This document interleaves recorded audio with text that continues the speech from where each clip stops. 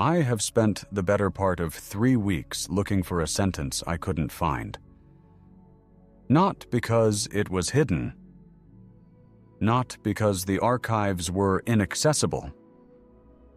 I had the manuscripts in front of me, properly, the way I've been reading manuscripts for most of my adult life.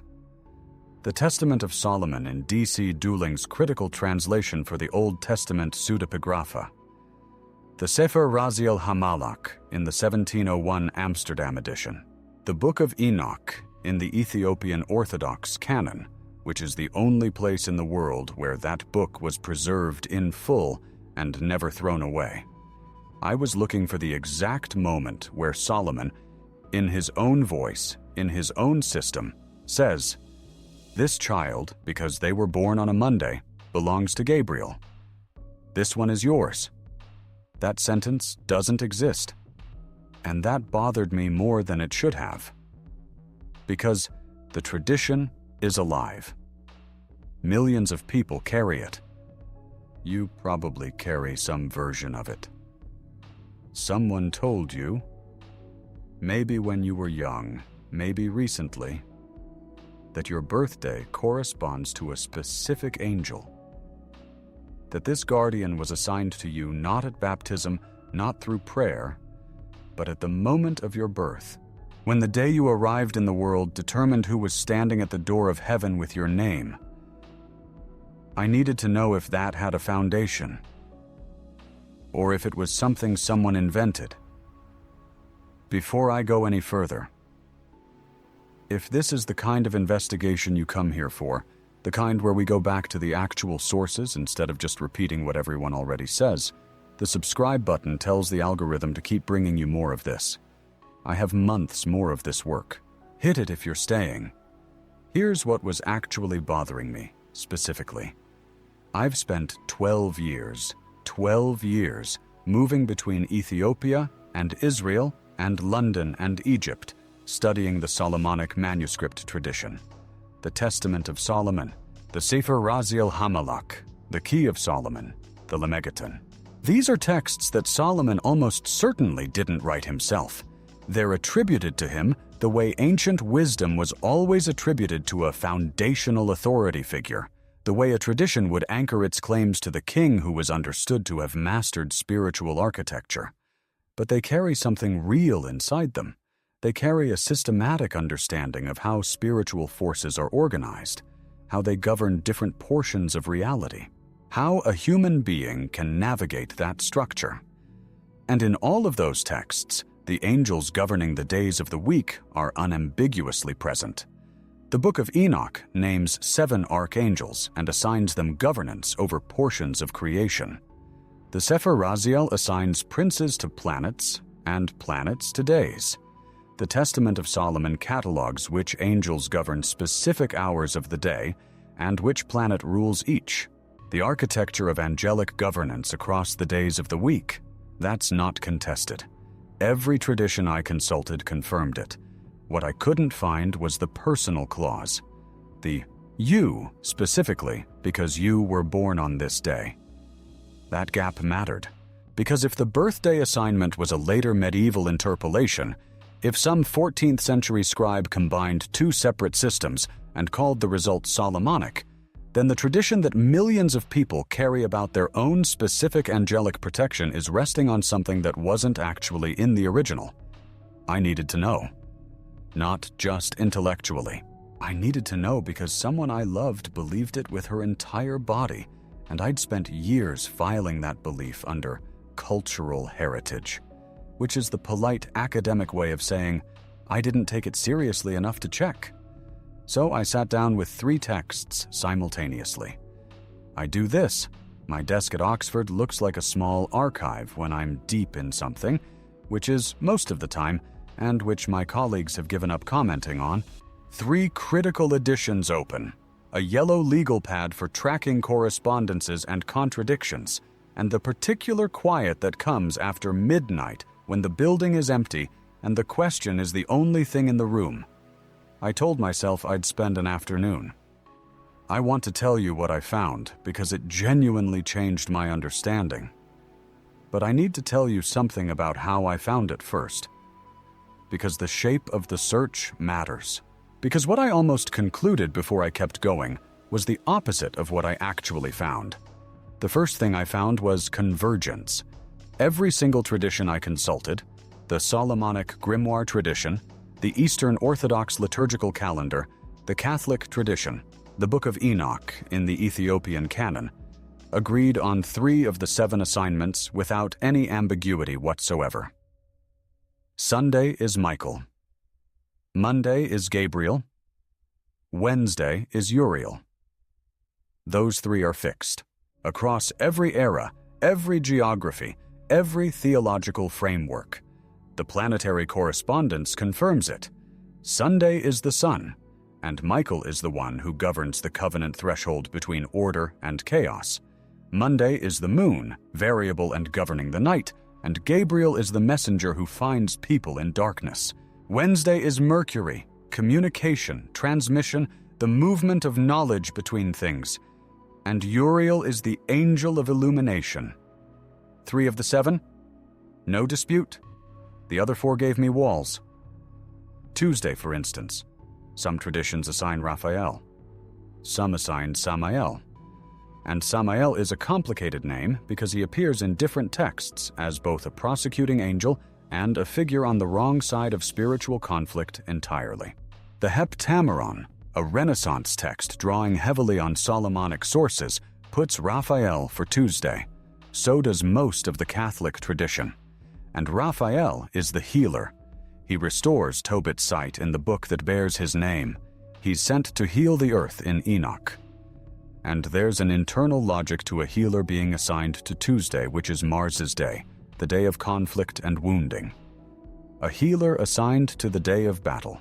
That makes sense if you think about what healing actually requires. But I couldn't get the Samael tradition to simply disappear. It was in reputable sources. It was old. It was persistent. Thursday was worse. I found 3 different names in 3 different manuscript traditions. Zachiel from the Solomonic grimoire tradition, assigned to Jupiter, to mercy and abundance.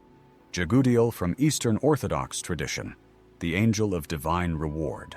Raguel from the Book of Enoch, the angel of cosmic justice. 3 different temperaments for the same day. Not variations on a single name. Genuinely different celestial beings with different roles, all claiming Thursday. Friday gave me Anael in most traditions, Hagiel in others. Saturday had Cassiel in the grimoire tradition, and Barachiel in Eastern Orthodox liturgy. I was starting to feel that what I'd found was not a coherent system with a single authoritative origin. I was starting to feel that what I'd found was exactly what you might expect from an oral tradition that got committed to paper by people in different places with different theological agendas. Everyone agreed on the planets. Everyone agreed on the days. But the specific names drifted based on which angel a given tradition found most useful for their purposes. And that night, it was late, the building was completely empty, and I was on my 3rd cup of tea, which by that hour I wasn't even tasting anymore. I nearly stopped.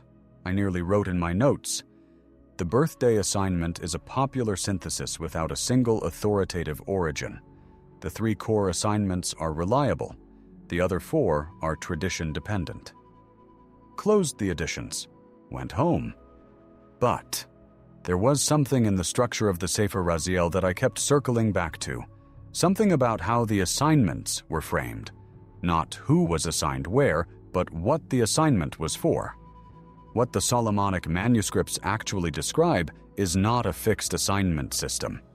It's a dynamic one. I should explain this carefully, because it's the thing that changed everything. The Testament of Solomon doesn't describe a horoscope.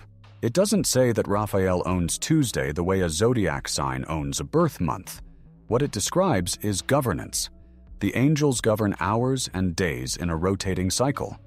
On certain hours of certain days, certain angels have primary spiritual authority over that portion of time. But the cycle moves. The hours rotate. The days cycle through.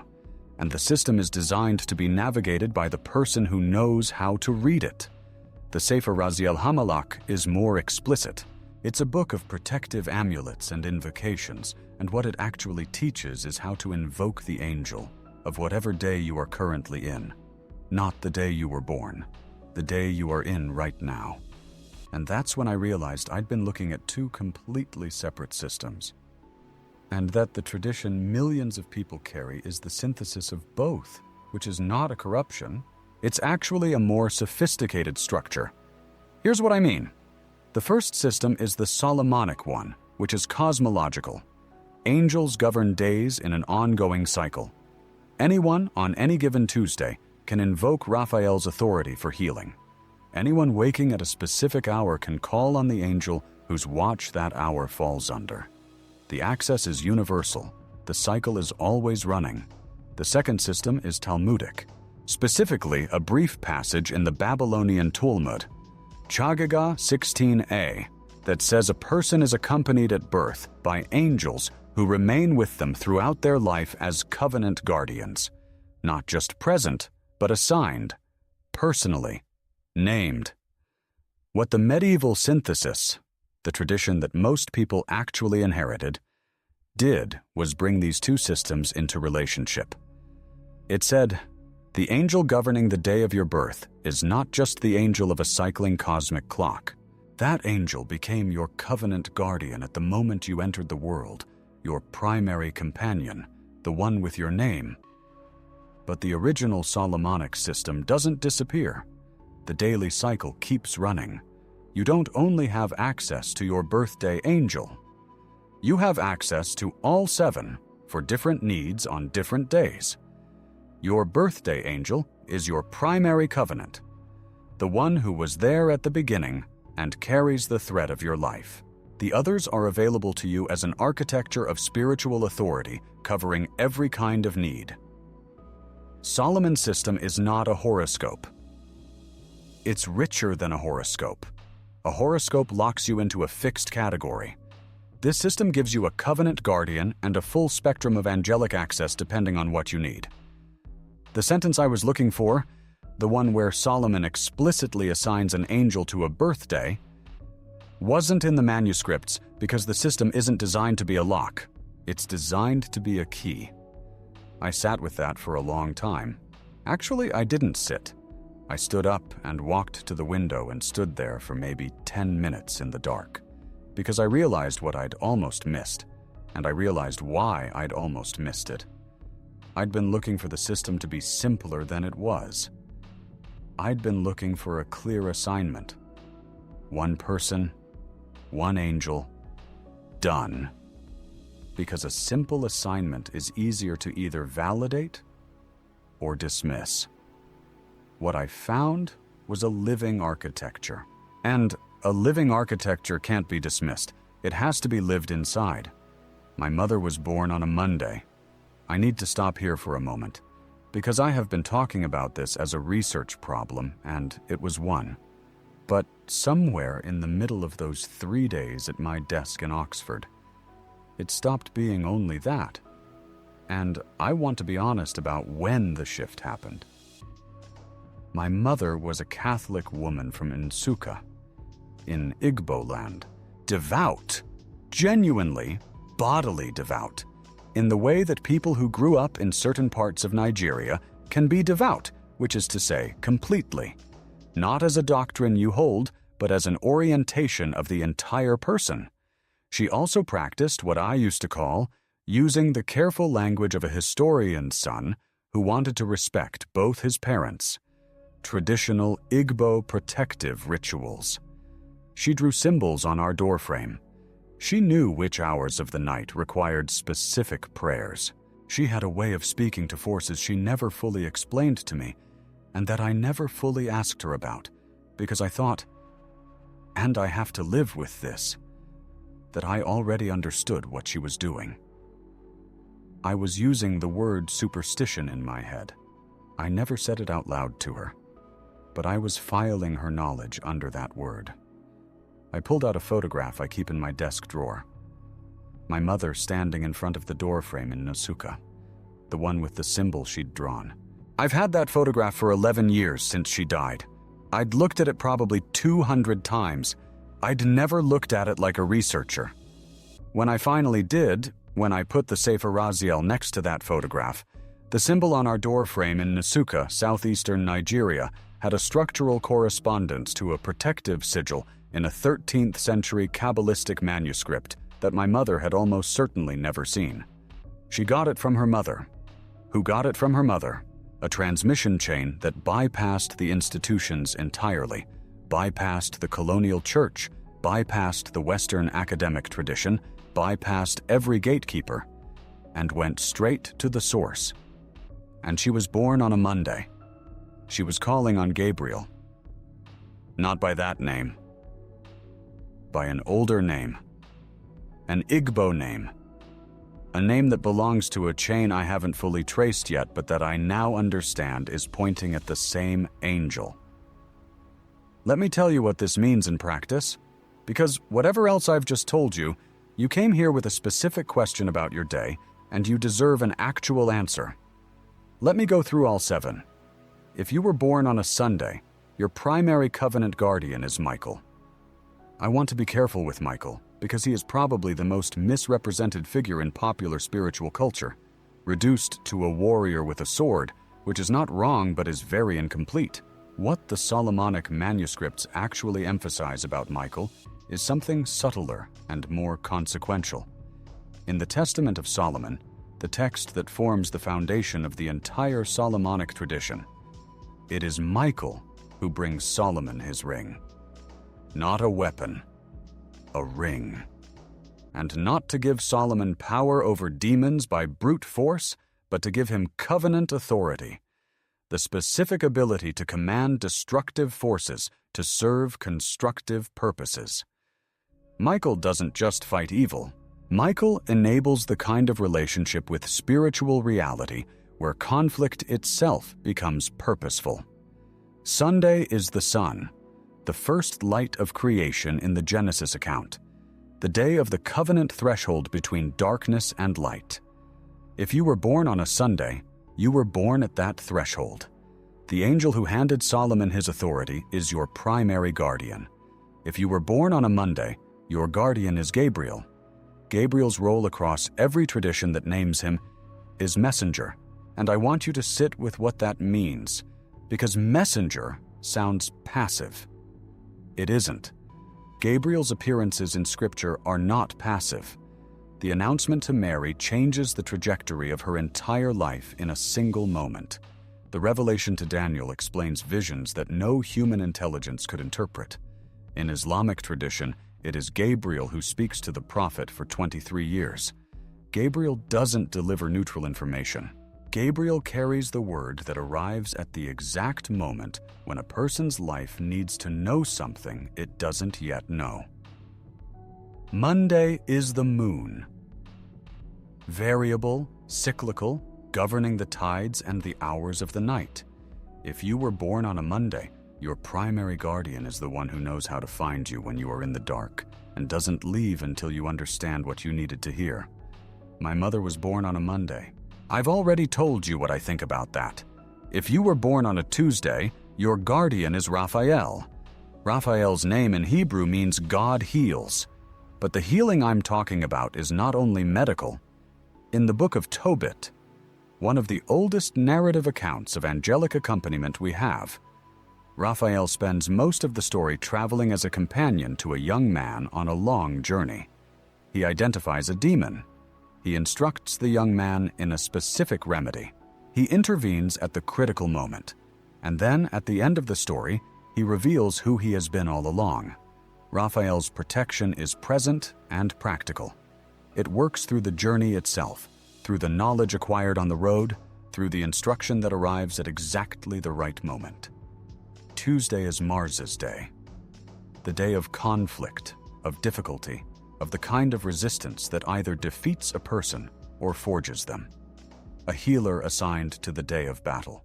If you were born on a Tuesday, your guardian has been in the fight with you the whole time. That's what Raphael does. If you were born on a Wednesday, your guardian is Uriel. Uriel means God is my light. In the Enochic tradition, Uriel is the angel who shows Enoch the architecture of the cosmos, the movement of the luminaries, the logic of the celestial calendar, the reason why the created world is ordered the way it is.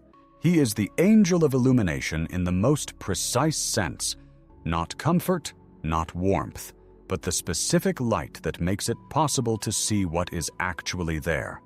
Wednesday is Mercury's day, communication, the transmission of knowledge, the intelligence that moves quickly between things and finds connections that slower minds miss. If you were born on a Wednesday, your guardian is the one who operates specifically in the space between confusion and clarity. Uriel doesn't remove the darkness. He turns on the light. If you were born on a Thursday, and I want to be honest with you about Thursday, because Thursday is the one that gave me the most difficulty, and I think the difficulty is itself part of the truth. Thursday has 3 different angelic assignments in 3 different traditions, and I spent a significant amount of time trying to determine which one was correct. Barachiel from the Solomonic grimoire tradition, the angel of Jupiter, of mercy and abundance, of the kind of benevolent expansion that prosperity and divine generosity produce.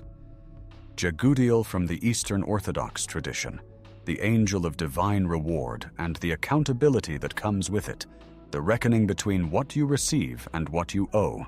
Raphael from the Book of Enoch, the angel of cosmic justice, the one who maintains the order of the luminaries and intervenes when that order is violated. And then I realized the difficulty was telling me something. These are not contradictions. These are 3 aspects of the same Thursday reality.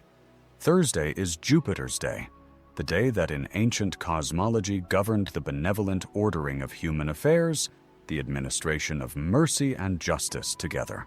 What those 3 angels share is the space where gift and responsibility meet, where abundance is inseparable from obligation, where justice is what makes mercy meaningful. If you were born on a Thursday, your guardian operates at exactly that intersection, the one who can deliver extraordinary mercy and who will hold you to exactly what you've been given. If you were born on a Friday, your guardian is Anil, sometimes written as Haniel. Anil's name means something close to the grace of God. Friday is Venus's day, which sounds immediately like it's about romantic love, and there's an element of that, but what the Solomonic manuscripts associate with Venus and with Friday is something deeper. The Hebrew concept of hesed, steadfast, covenantal love that holds even when holding is costly. Love that doesn't exit when the night gets difficult. Angelic in the grimoire tradition is the angel of beauty and grace in the theological sense, the sense where beauty is what radiates from something that is fully what it is, fully aligned with its own nature, the grace of being genuinely, unmistakably yourself. If you were born on a Friday, your guardian is the one who protects the quality of your capacity for love, not just the feeling, the covenant. If you were born on a Saturday, your guardian is Cassiel. Cassiel governs Saturn. Saturday, the Sabbath in its original meaning. Not the day of religious obligation, but the day of completion.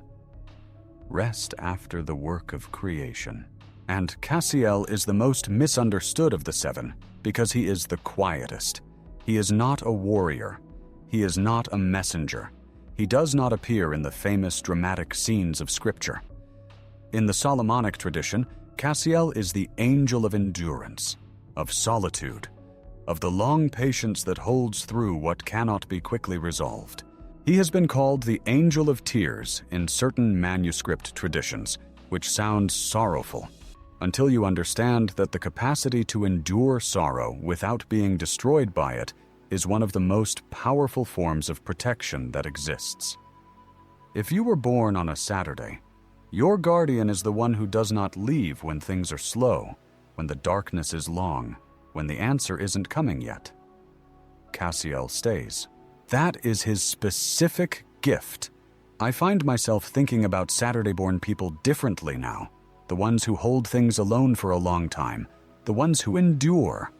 I need to say something about what this actually cost me, not the 3 days at my desk. The other thing. I entered this research the way I enter everything, with appropriate academic distance. I am a historian of Solomonic manuscript tradition. I study protective systems. I document, I analyze, I compare, I conclude. I do not personally experience the systems I study. That distance is not coldness. It is, I have always told myself, what makes the work rigorous. You cannot analyze something clearly if you are inside it. I was wrong about that. Or rather, I was protecting myself. My mother died in 2014. She was 61. She left behind, among other things, a small piece of hand-stitched cloth with a symbol on it that she kept behind the bedroom door in Nsukka for 43 years. I have it now. It's in the bottom drawer of my desk in Oxford. I look at it sometimes without really looking at it. The way you can look at something familiar for years without seeing what it actually is. That cloth is in the manuscripts, not exactly. Nothing in living oral tradition is ever exactly the manuscript form, but the symbol is structurally there. Its function is there. The placement behind a bedroom door, the material, the protection it was meant to provide. It all maps onto a protective tradition that is documented in sources my mother never accessed, that she couldn't have accessed. That went from her grandmother's hands to her mother's hands to her hands, without a single institution in the middle, bypassing the colonial church, bypassing the Western university system, bypassing every academic gatekeeper who might have wanted to categorize it or contain it. And she was born on a Monday, and she called on Gabriel by another name, and she maintained a relationship with her covenant guardian. Maintained it with a faithfulness and a bodily certainty that I, with 12 years of manuscript research and every critical edition I could get my hands on, had not managed. I cannot maintain the safe position anymore. The position where I am observing the tradition from outside it. I am inside it. I have been inside it my whole life. I just refused to acknowledge it because I confused distance with rigor. Rigor is not distance. Rigor is honesty. And honestly, I am inside this tradition. My mother put me inside it before I was old enough to object. And now that I understand what she was actually doing, what she knew, where it came from, how old it is, I can't pretend otherwise. That's not comfortable, but it's more honest than anything I wrote in the previous 12 years. Do you remember what I said I was looking for? The sentence. The specific moment in the manuscripts where Solomon says, "This child born on this day belongs to this angel." I spent 3 weeks looking for it. It isn't there. But what I actually found is worth more than that sentence would have been. If that sentence existed, this would be a horoscope, a permanent category, a label assigned at birth that tells you who you are and limits you to that identity. The sentence's absence is not a gap in the tradition. It is the tradition being honest about what it actually is.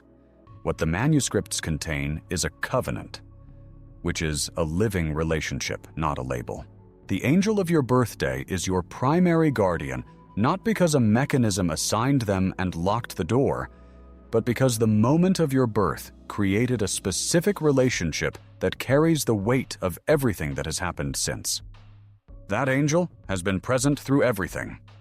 Every night, every danger, every hour when you were in the dark and didn't know it. That relationship is not a category. It is a history. And the Solomonic system doesn't leave you there. It gives you access to all 7. What you need today: healing, wisdom, endurance, grace. There is an angel whose authority covers exactly that need, and you can call on that authority. Your birthday guardian is your covenant. The others are your architecture. I came into this research looking for a fixed assignment. What I found was something that moves, a living system that has been running for longer than any of the institutions that tried to contain or suppress or ignore it. Running in Ethiopian monasteries, running in Kabbalistic academies, running in the hands of an Igbo woman in Nsukka who kept a cloth behind her bedroom door and called her angel by a name she learned from her mother. That system is still running. The question is not whether you are assigned a guardian. According to everything I've just spent 3 weeks documenting, you are.